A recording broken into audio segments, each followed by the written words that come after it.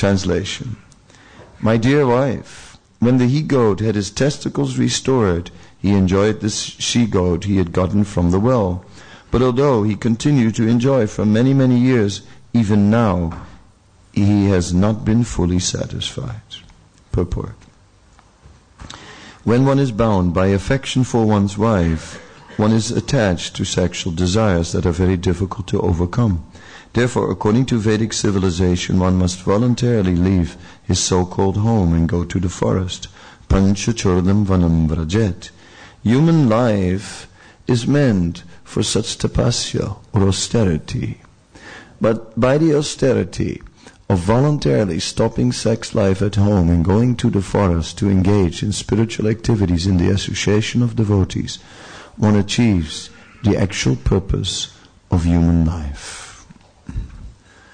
Om Ajnanatimirandasya Gyanandana Salakya Shakshurunmilitam Yena Tasmai Sri Gurave Namah Shri Chaitanya-manobhistam Stapitam Yena Bhutale Swayam Rupa Kadamayam Dadati Swapadantikam Vandeham Siguro Sitapadakamanam Sigurun Vaisnavamscha Shri Rupam Sagrajatam Sahagana Raghunatam Vitam Tam Sajivam Sadvaitam Savadutam Parijana Saitam Krishna Chaitanya Devam Shri Radha Krishna Padam Sahagana Lalita Sivisakam Vitamscha He Krishna Karuna Sindha Dinabandho Jagatpate Gopesa Gopika Kanta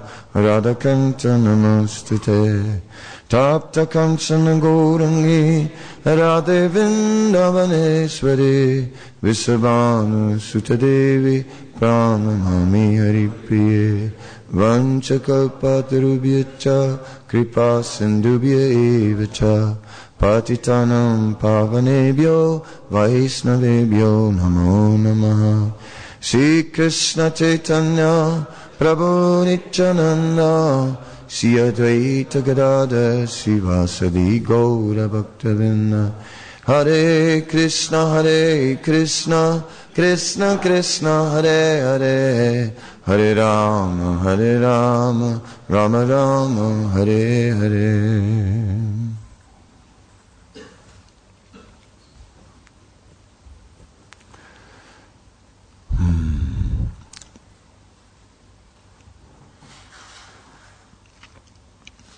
So here, Yayati is giving us an allegorical story, a story which describes his own history, the history where he engaged for a full lifetime, from youth to old age, in sexual activity, and was not satisfied, and got a benediction that he was able to exchange his old age for someone's youth. Then he approached his sons, and various sons refused, and finally the youngest agreed, and he exchanged old age for youth, and again enjoyed sexual activity, and then again still not satisfied. So that is the nature of sense enjoyment.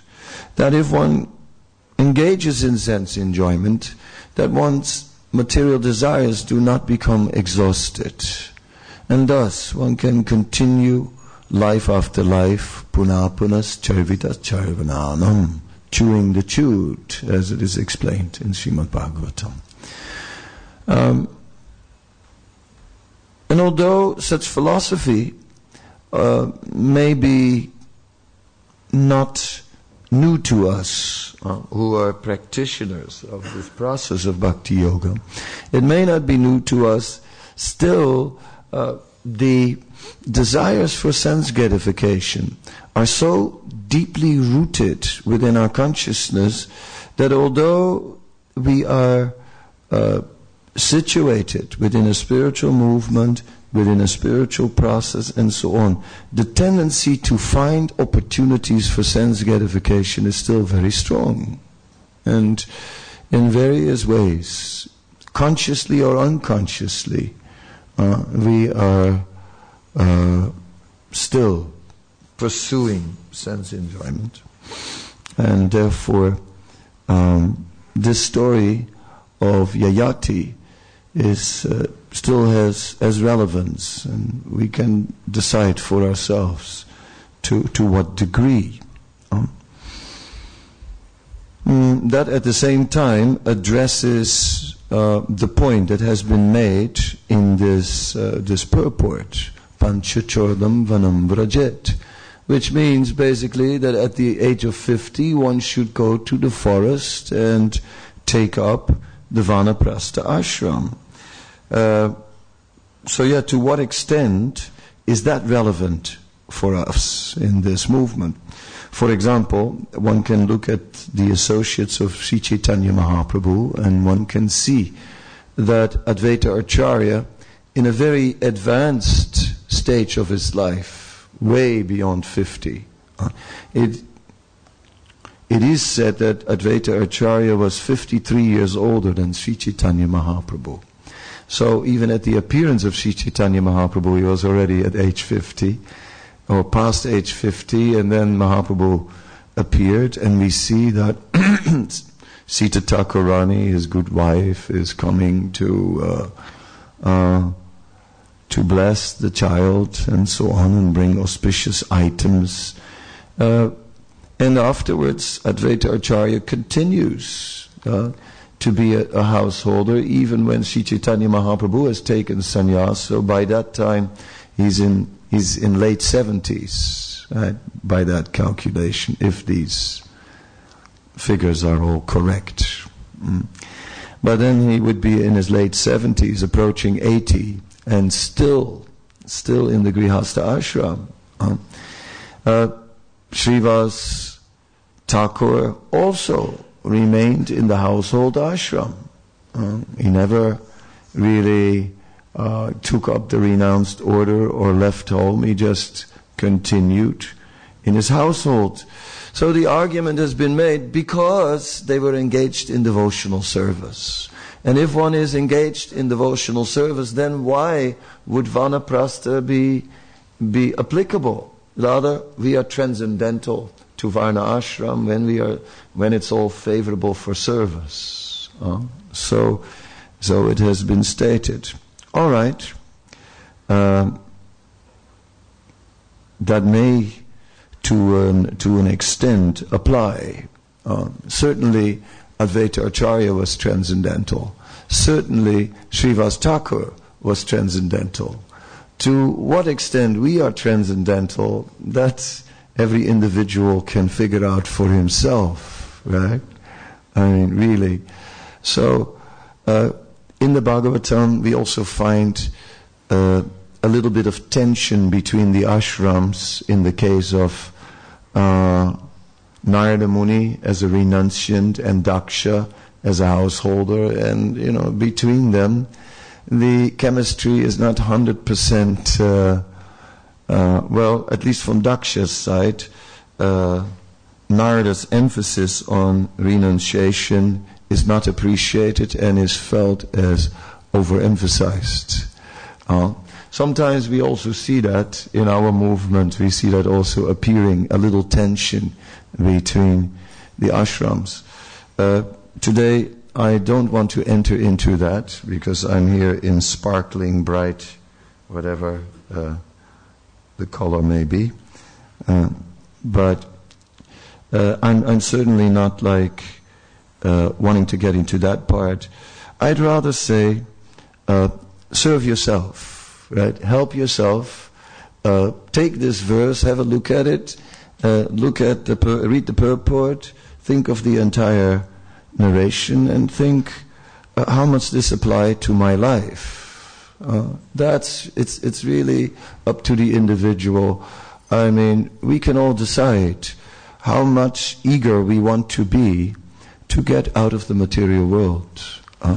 This particular section of Srimad Bhagavatam is for that purpose, to help us in coming to that state of Sudrida Nischay, of the firm resolution, that devotional service is everything, and that all other things are really not worth it. To what extent Varna Ashram has a place in Lord Chaitanya's Sankirtan movement, it is only when it is Sansidir Haritosanam.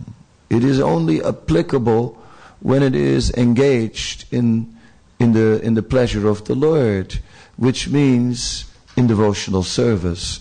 It means that at all times devotional service is the priority in our spiritual life, and that ashram is a very secondary matter. Ashram, of course, requires that one strictly follows the codes of his ashram, not partially. Anyone who partially follows the code of the ashram is in a sense, is to the degree that he is not following outside of the shelter of the ashram. Ashram means shelter. Is finding himself unprotected and susceptible to the influence of Maya and covered to that degree by Maya. And that goes without say.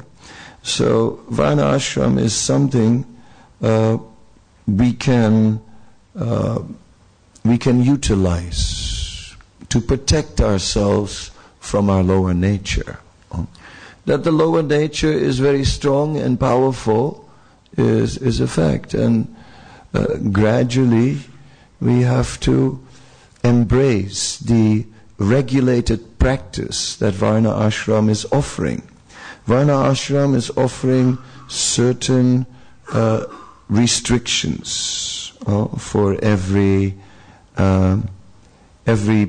section of society. And it is also offering certain positive activities for every section of society.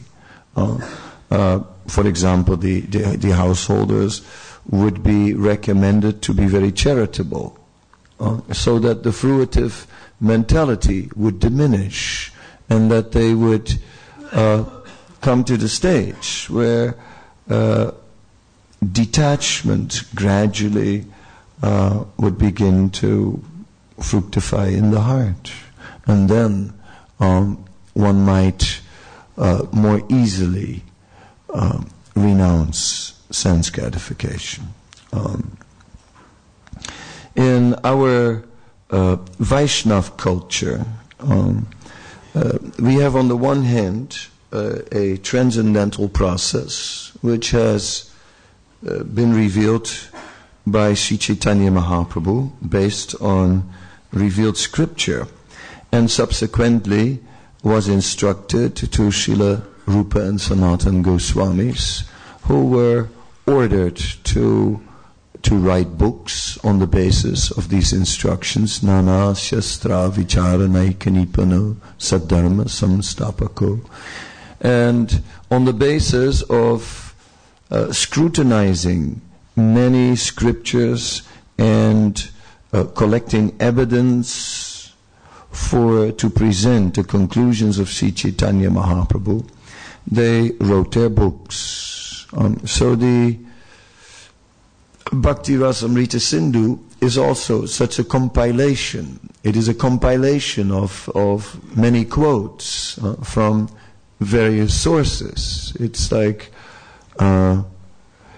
each time we see that the Bhakti Rasamrita Sindhu, that Srila Rupa Goswami makes a particular statement about how devotional service, about the characteristics of devotional service, and then gives some evidence from a Vedic source, and then, or maybe in one or in many verses that he presents, and then some explanations, and like that the entire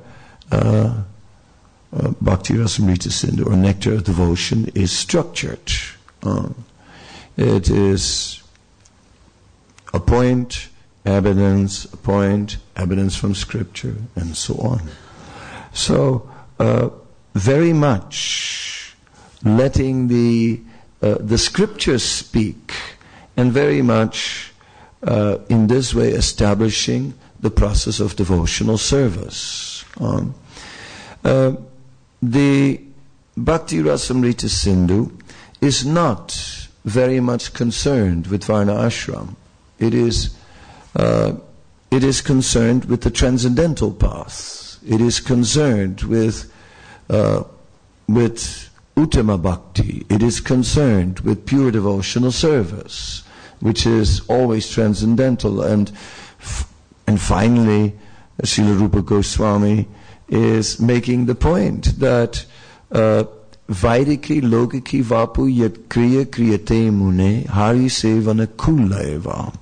That whether we are following the Vedic culture, which means the Varnashram culture, or whether we are organizing our life based on lokiki, on practical considerations, whatever is Hari Seva Anukul, whatever is favorable for the service of the Lord, that is what is the criterion.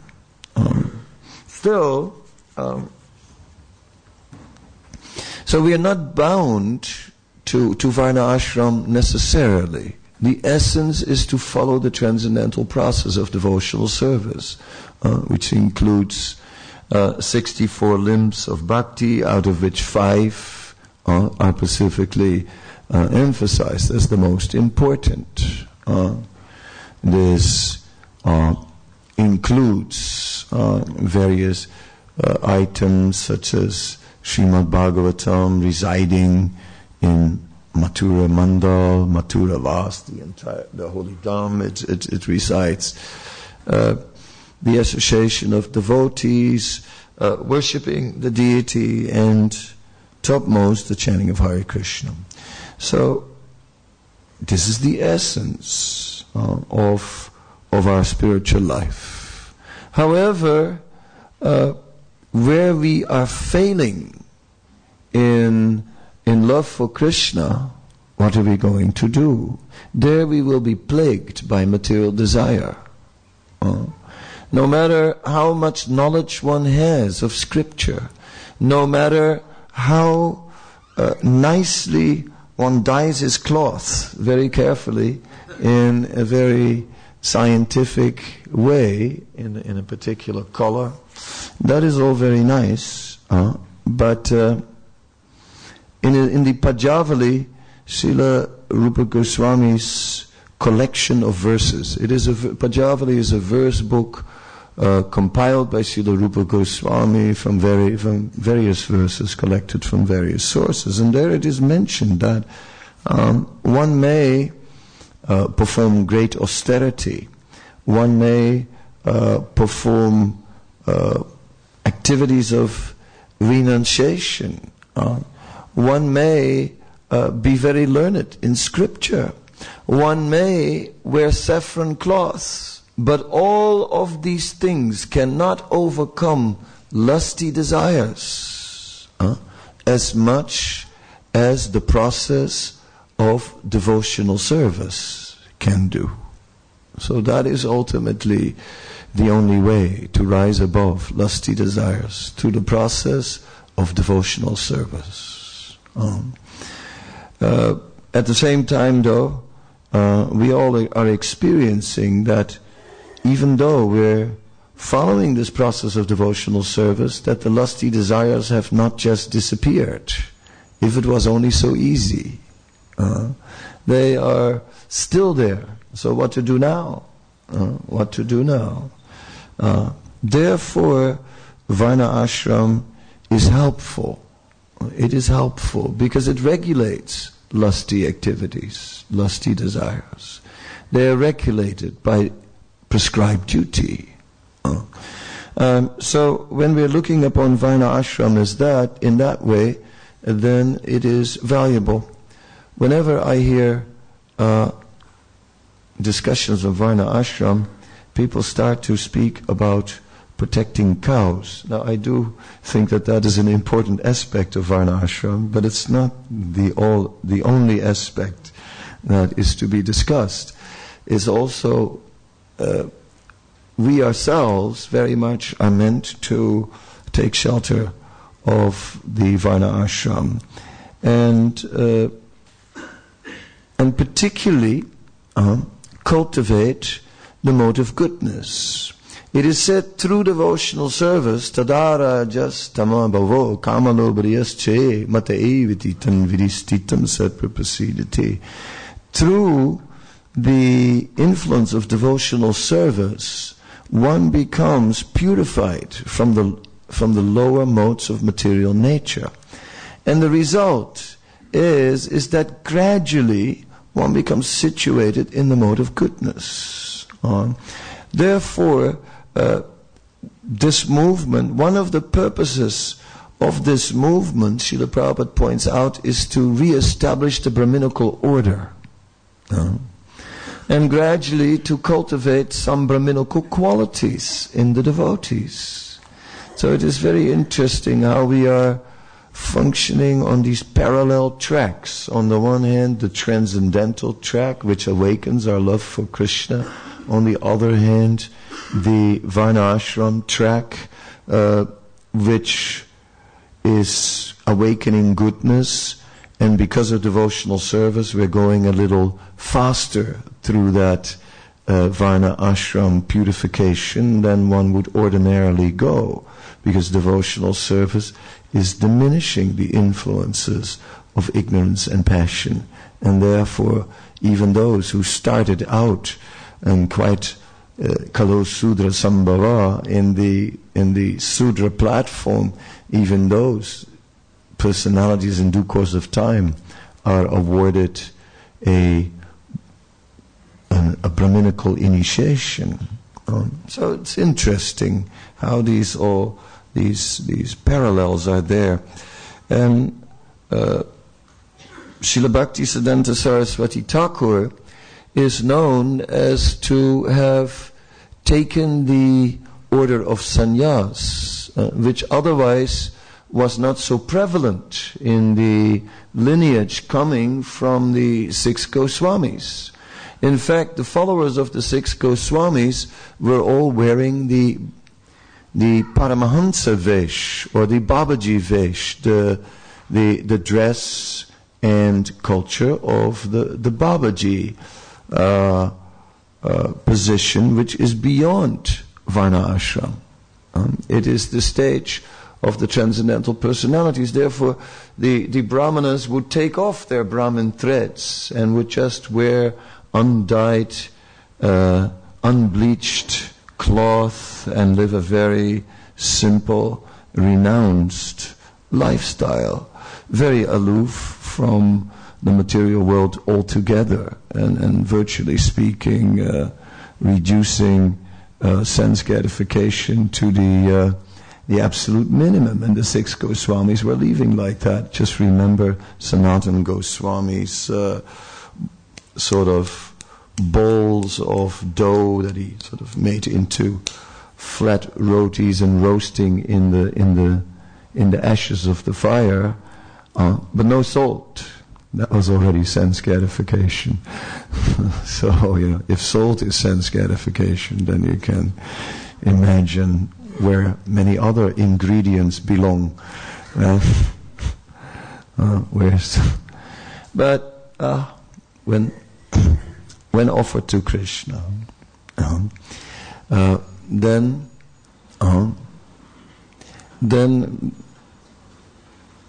transcendental. Still, we're seeing in the example of the Goswamis, we see very rigid renunciation. Raghunath Das Goswami was very renounced, and in his eating, so renounced that he at one point started to eat the remnants that were thrown out, and that's from the Jagannath temple for the cows, and that was usually the rice, because so much rice always left over.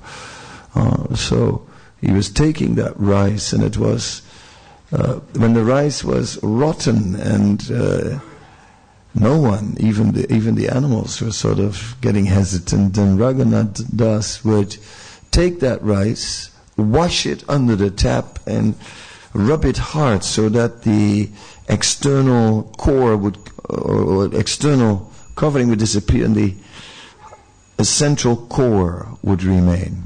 And he would eat that. That was his. And Chaitanya Mahaprabhu appreciated his renunciation. So much so that he came and by force took some of that and said, this is the best prasad I have ever had. What nectar are you hiding from me?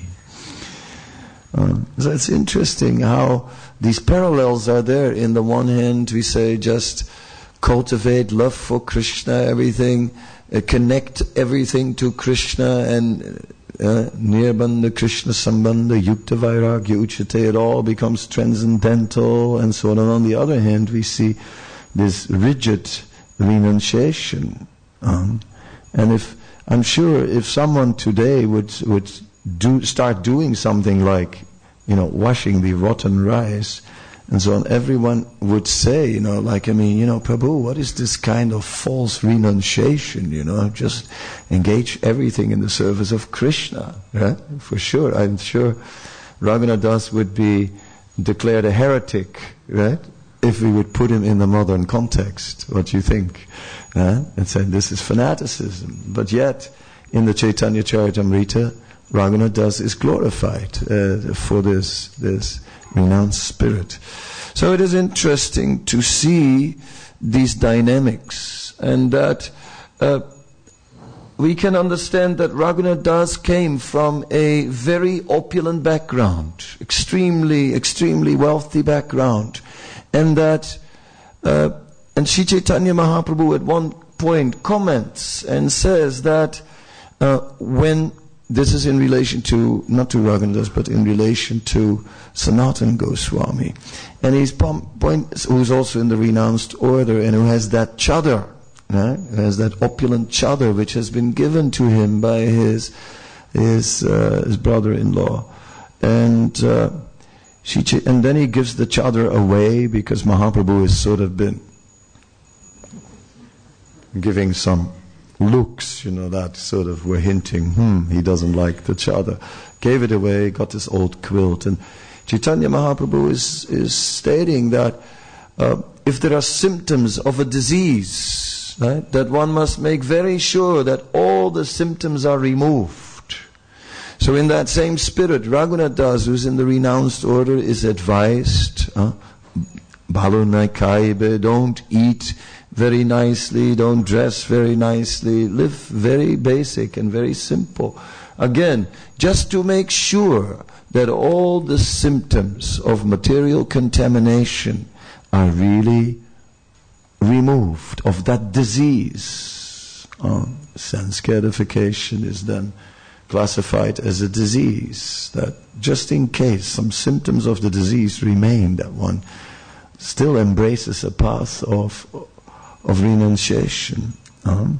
So in this way, we can see that Varna ashram is relative to us, and I'm particularly focusing on the ashrams now, and not on the Varnas, and that the various ashrams have a powerful function, and that even transcendental personalities were taken shelter of these ashrams, although at times we see, like I gave the examples, Advaita Acharya and Srivas, who were like acting transcendental to this injunction, Panchachordam Vanam Vrajet.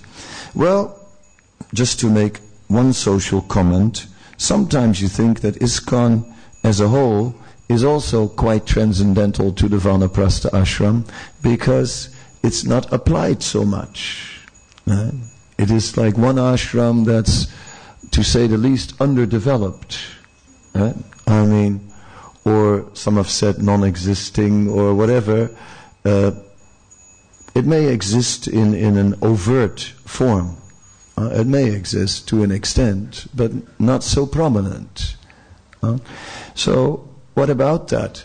Well, I can, for some thoughts on the matter are that from an individual perspective, that may or may not be okay. It may work for some as it is, no problem, from an individual perspective. So leaving that aspect out of the discussion, how about a collective perspective? From a collective perspective, I think that our society is missing out on an essential ingredient in the social structure. And that as a whole, we will see too much emphasis on the nature of activities which are in the realm of the Grihastha ashram. If I may sketch it very simple, the brahmacharya ashram would be an ashram where one tries to live with the minimum, right? As little as possible. Sleep on the floor, right? Even a mat is like, it's like, it's for the weaklings, Those are overly attached. Better straight with the sleeping bag on the floor. You know what I'm saying?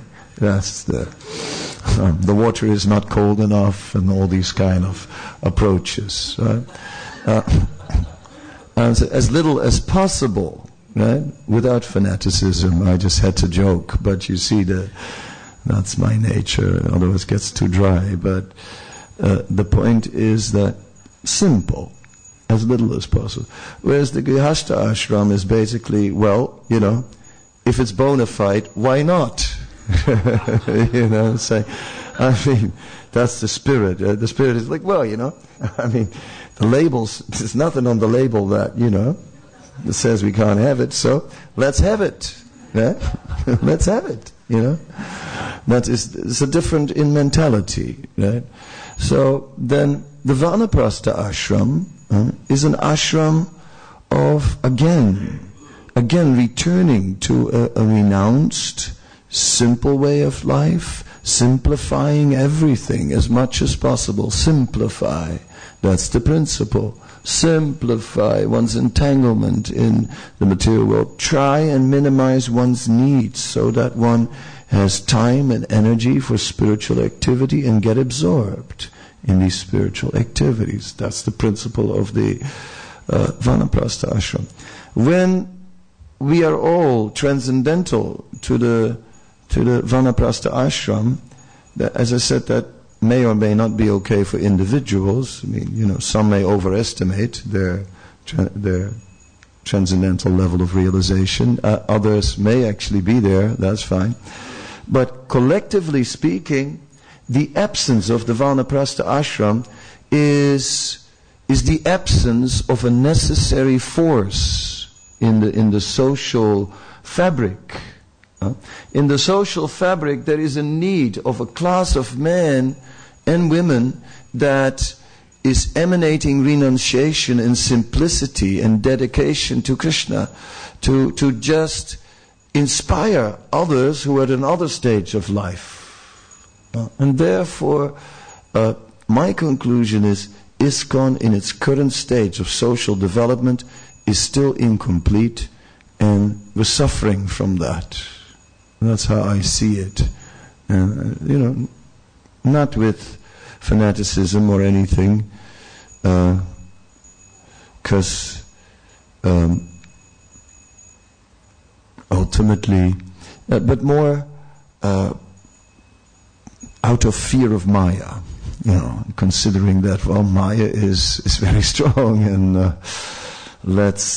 we need all the protection we can get. So I think when the Vanaprastha ashram becomes stronger in our society, that will really help to increase the protection that we require from Maya, and will create an atmosphere of simplicity which will strengthen our movement spiritually.